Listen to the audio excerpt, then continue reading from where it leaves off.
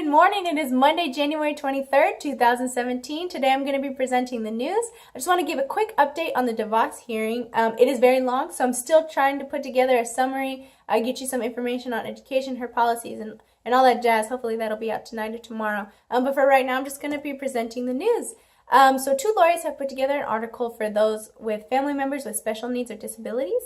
They say basically get a plan together now. Just get out a plan, that way if anything happens, because at some point in the future, they will inherit assets, they will need a family member to care for them, there will be medical events, and they are prone to injury. They're prone to injury. So get a plan together in place now. That way, when the time comes, they're able to get more assistance, they're able to move smoothly. So get that plan in place now, even though you don't foresee it in the future. Talk to somebody, seek assistance now before it's too late, before it's overwhelming. That is their advice. If you may have noticed, the White House website has changed a little bit since Trump took office on Friday. Most importantly for us, the disability references have been removed. That's a little bit alarming to myself.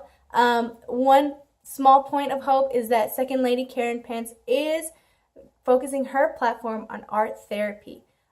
So what that means is we're going to have to fight with our legislator, with our congressman, to get the best special education that we can get for our kids.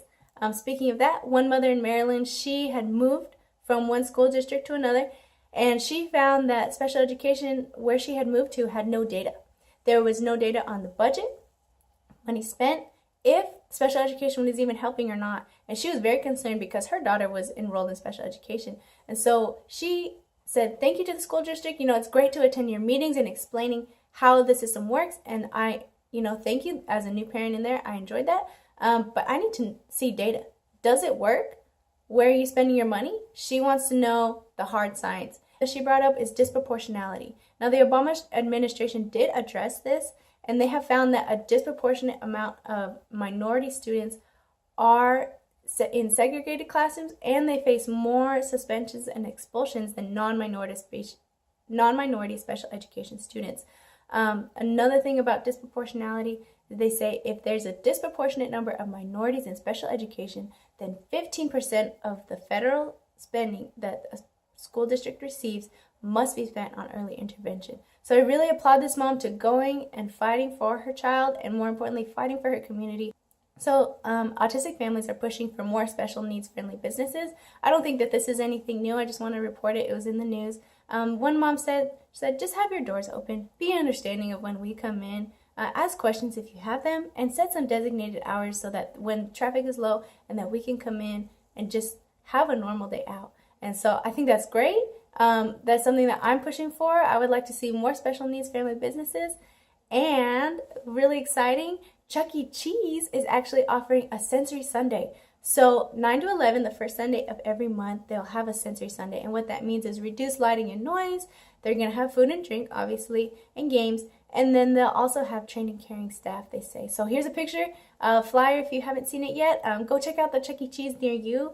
I know that that's going to be really fun for you and your kids to go out and enjoy a Sunday all together. Greetings is pushing for school choice for kids with special needs. And what this means, they're creating an educational savings account to follow the student that the parents can use at whichever school they choose.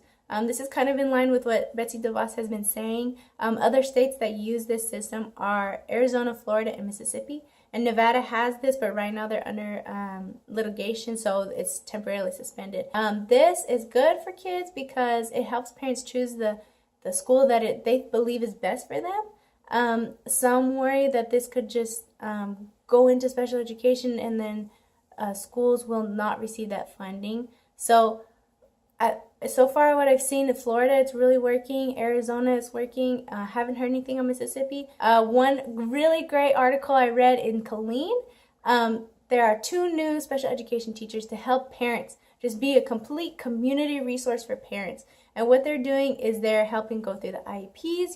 They can go through page by page, understanding the ARD process. They're also putting on 7 classes throughout the semester and into the summer about different things. So I'm going to read the classes off to you. Disabilities 101, Learning Disabilities, Homework, Finding Common Chaos, Specialized Therapy Panel, looking forward, which is for the summer, and preparing for the next school year.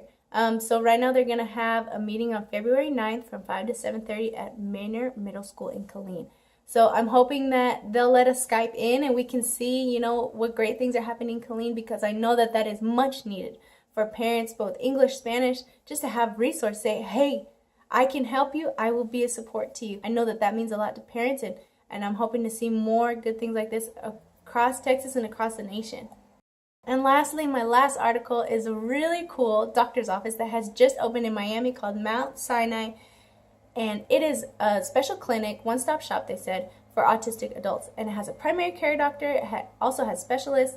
It is mostly for adults, because once you turn 18, you need a new primary care doctor. And so what they have, a sensory-friendly environment. They have a quiet room. They allow you to come in and kind of scope it out before you have your actual appointment. They also have the doctors spend extra time in case they need to discuss further, they need to see a specialist. They also provide visual schedules, and they have a very understanding staff. Now this is great. I want to applaud Miami for this. This is much needed. I know special education, we usually talk about kids, but there are special needs and disabled adults that really need that support. And to have a doctor's office, which I know can be a very aversive environment and can be very scary, if they're helping to ease the woes of that, thank you so much. I appreciate it. So that's all that we have today. That's the news for Monday, January 23rd. Tune in on Wednesday. We're going to have news. We'll also have an interview from an fluent ASL ABA therapist. Thank you so much for joining in, and see you on Wednesday.